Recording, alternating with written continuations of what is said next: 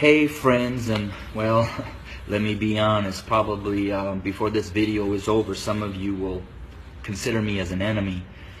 But I wanted to share a couple minutes about my thoughts, not only on the tragedies that we have been experiencing over these past months, and especially these last couple of days with the shootings of our black men, but what I'm coming to learn over my 23-year journey of being a white man, living and ministering amongst my black family here in several inner cities of Chicago.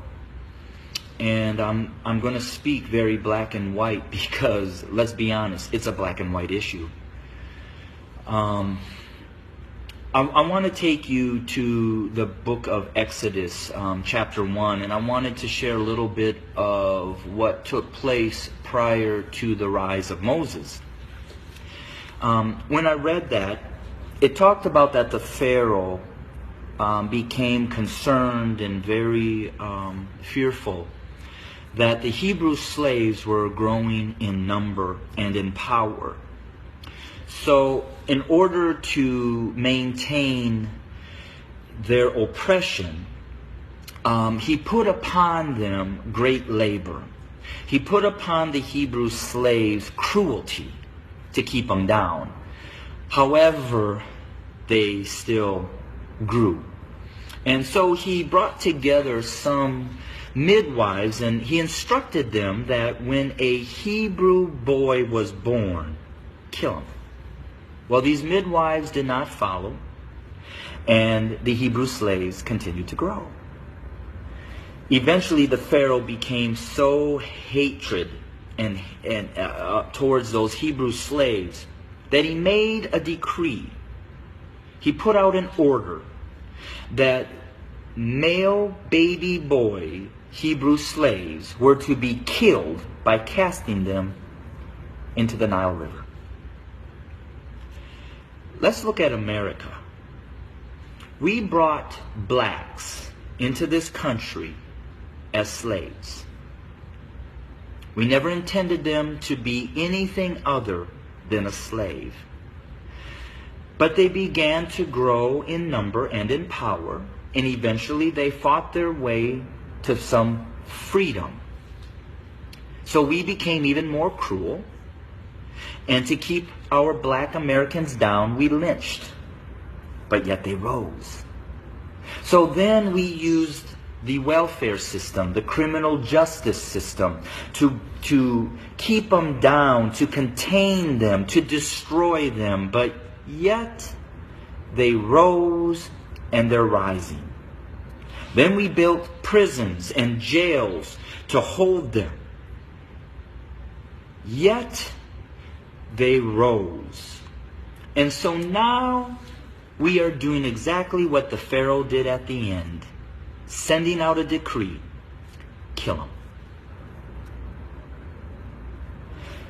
So until we admit that when we wrote this Constitution that all men are created equal, that we never intended to include our black brothers and sisters, our nation may end up facing exactly what the Egyptians faced when they refused to let God's people go.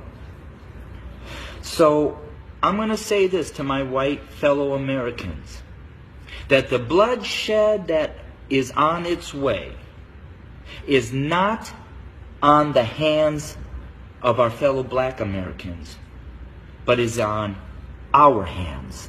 We are the ones that are refusing to let God's people go.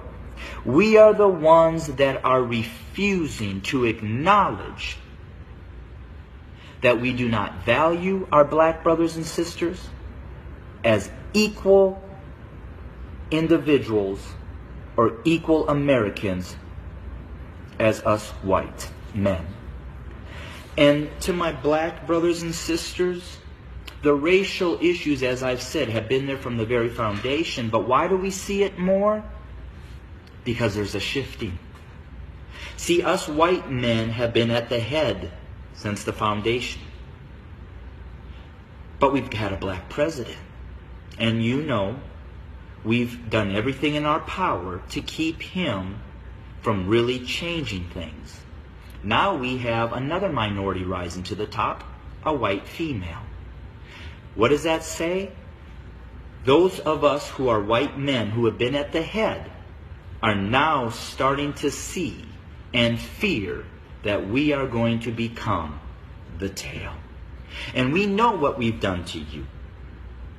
And so now we're fearful that you're going to do to us what we have done to you. But I will say this. I've lived in a black community for 23 years. I've never been treated the way that this country has treated my black Americans. So I call out my white Americans to say we better heed, repent, acknowledge, and change. Because if we don't, I just want to again say this.